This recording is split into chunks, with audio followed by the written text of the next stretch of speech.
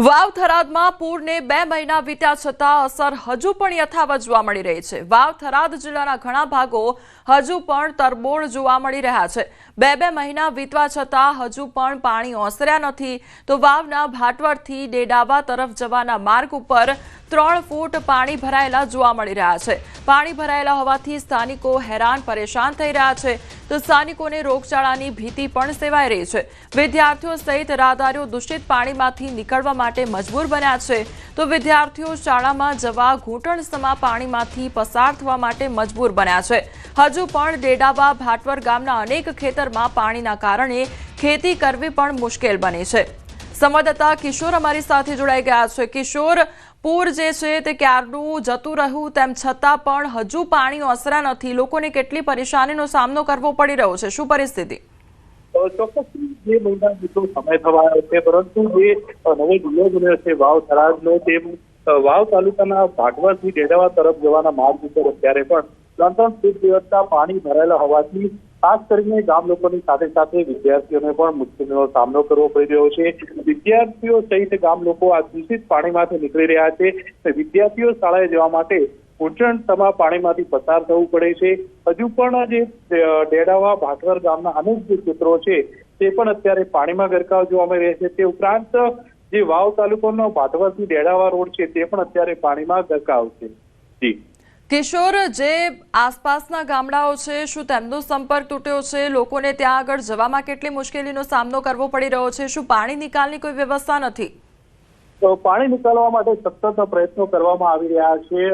અનેક જગ્યાઓ ઉપર પાઇપો લગાવીને મોટરોથી પાણી નિકાલ કરવાની કામગીરી હાથ ધરવામાં આવી છે પરંતુ અમુક એવા જે ક્ષેત્રો છે તે ક્ષેત્રોમાં અત્યારે પણ પાણી છે અને ખાસ કરીને જે વાવના ભાટવડથી ડેડાવા તરફ જવાનો જે મુખ્ય રસ્તો છે તે રસ્તા ઉપર 3 ફૂટ જેટલા પાણી હોવાના લીધે વાહનો તો પસાર થઈ શકે છે પરંતુ જે લોકો ચાલતા જતા હોય છે ક્યારેક આ રસ્તા ઉપરથી બાળકો જ્યારે શાળાએ પહોંચતા હોય છે તો બાળકોને મુશ્કેલીનો સામનો કરવો પડતો હોય છે અને નાના વાહનો જે છે તેમને પણ મુશ્કેલીનો સામનો કરવો પડતો હોય છે। અનેકવાર ગામ લોકો દ્વારા રજૂઆતો વહીવટીતંત્રને કરવામાં આવી છે। વહીવટીતંત્ર દ્વારા પાણીના નિકાલ કરવાની ખાતરી આપવામાં આવે છે પરંતુ 2 મહિના વીતવા છતાં પણ હજી આ પાણી નિકાલ ન થતા ગામ લોકો તેમજ જે શાળાના બાળકો છે મુશ્કેલી ભોગવી રહ્યા છે। સંધ્યા કિશોર, જે પ્રમાણે ચારે બાજુ પાણી ભરાઈ ગયું છે અને લોકોને હાલાકીનો સામનો કરવો પડી રહ્યો છે, શું સ્થાનિક તંત્રમાંથી કોઈ પણ ત્યાં આગળ મુલાકાત લેવા અથવા તો સ્થળનું નિરીક્ષણ કરવા માટે આવ્યું છે? કોઈ અધિકારી, કોઈ નેતા, કોઈ ધારાસભ્ય તેમના દ્વારા મુલાકાત લેવામાં આવી છે?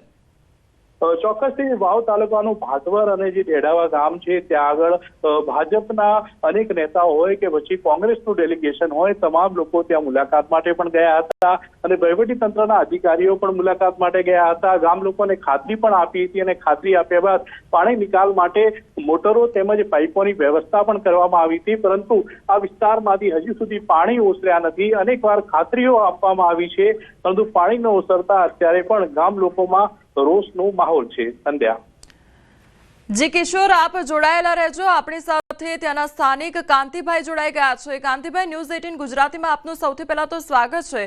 કાંતિભાઈ, હવે વાવ થરાદમાં આપના જે વિસ્તાર છે તેમાં કયા પ્રકારની પરેશાનીનો સામનો અત્યારે કરવો પડી રહ્યો છે? બેન, અત્યારે ખેતરોમાં પાણી ભરેલા છે, વાવેતર શિયાળું પણ અમારે થઈ શકે તેમ નથી અને અમારે ભાટવડથી ડેડાવા રોડ બિલકુલ બંધ છે અને બાળકોને કમરસમા પાણીમાં બેન શાળાએ ભણવા માટે મજબૂર બન્યા છે।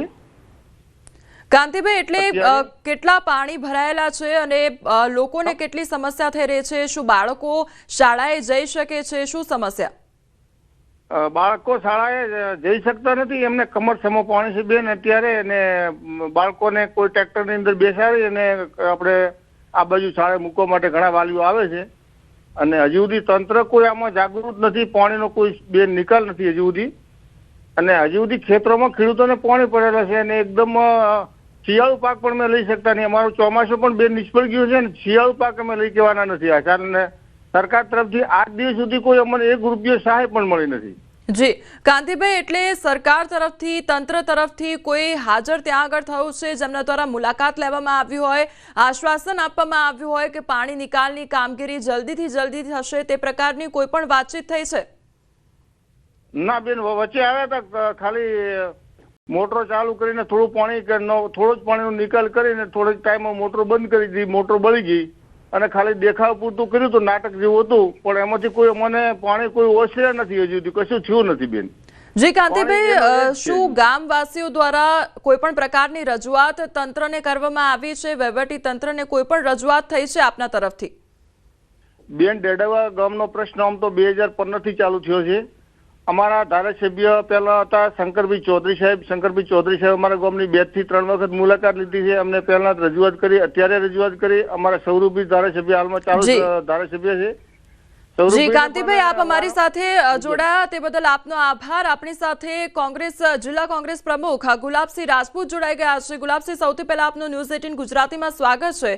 ગુલાબસિંહ, હવે વાવ થરાદનો જે વિસ્તાર છે ત્યાં આગળ ઠેર ઠેર પાણી ભરાયેલા જોવા મળી રહ્યા છે. પૂર ઓસરી ગયું તેમ છતાં પણ હજુ પાણી નથી ઓસર્યા, એટલે આ ગ્રામજનોને કેટલી મુશ્કેલીનો સામનો હજુ કરવો પડશે? જે રીતે ભાટવર ગામની વાત છે, આજે પણ પાણી ભરાયેલા છે. અમારે પણ એ રસ્તે જવું હોય તો કમસે કમ 14-15 કિલોમીટર ફરીને જવું પડે છે. ગામ લોકોને તો રોજ નીકળવાનું, એમાં સ્કૂલમાં જતા છોકરાઓ માટે ખૂબ તકલીફ છે. પણ સરકારનું તંત્ર ક્યાંક ને ક્યાંક નિંદ્રામાં છે. એના કારણે પાણી નિકાલ માટે કરીને જે કરવું જોઈએ ત્યાં મશીનો મૂકીને જે મોટરો મૂકીને નિકાલ કરવો જોઈએ કરતું નથી. એના કારણે પાણીનો ભરાવ છે.